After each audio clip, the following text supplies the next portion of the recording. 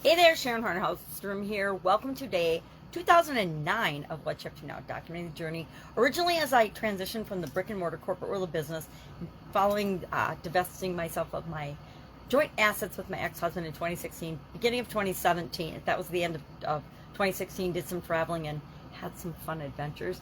And in 2017, I was like, okay, by February 1st, I was like, I got to find something to do because I'm not just going to sit around the house. My kids are out of the house.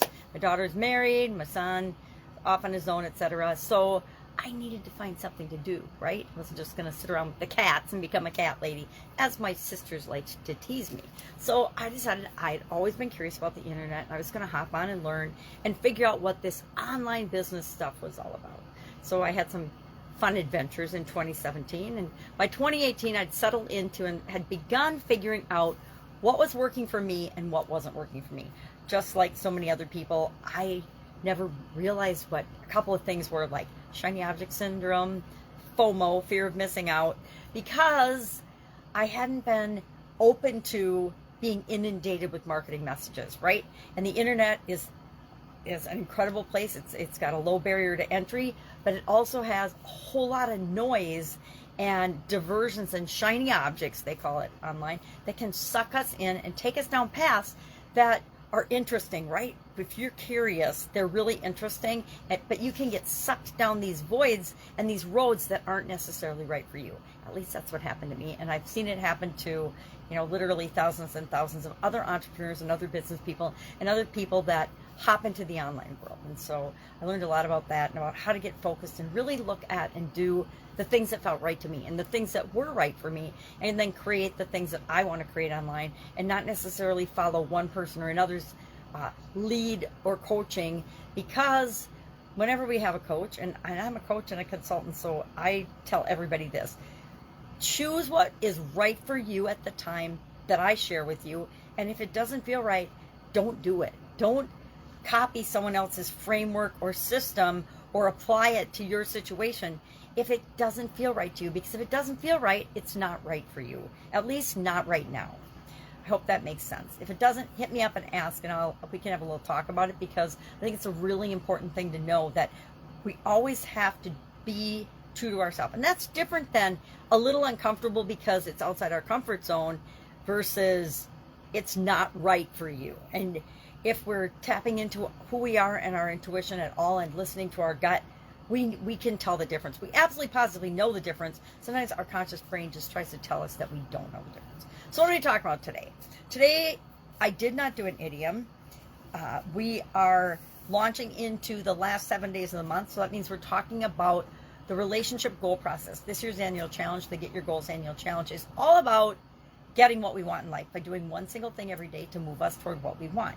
And we're breaking it down according to the life framework that I use, and I happen to have that right here with me. My awesome graphics, right? My ability to write backwards is absolutely incredible. Physical, mental, emotional, spiritual, financial, relationships we're on this month. And we still have communication, contribution, and confidence to talk about as far as the life framework. And then we're going to do some fun things this year for the last couple months of the year, because they're things I've always wanted to do, but I've never really done or shared. They're things I do in my personal life.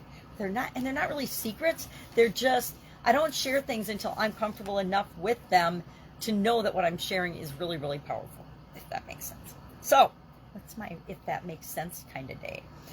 I guess having the electricity out yesterday got me a little discombobulated because I didn't share an idiom today.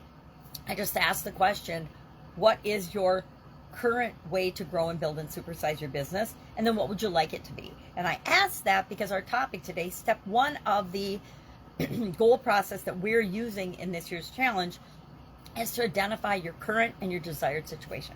And we're using the journalistic framework tool, who, what, where, when, why, and how, to identify our current situation and our desired situation. Why? Because just like in the SOAP framework, current story versus desired story creates a gap between where we are and where we want to be.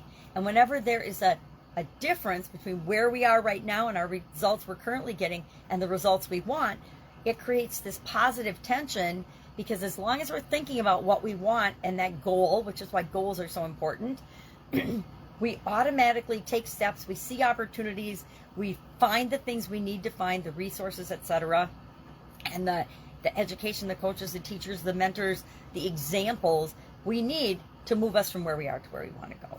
So it seemed fitting, since I didn't prepare an idiom yesterday. Again, my excuse is because the power was out, but I just was tired and I gave myself the opportunity to go to bed and get some sleep instead of researching an idiom. We've done literally 2,000 plus idioms. I've lost count now in terms of how many idioms I've shared. Some of them have been repeats, of course, but for the most part, we've done well over 2,000 idioms. So I figured it was okay to have a day off and change our tack and ask a question instead of having an idiom today.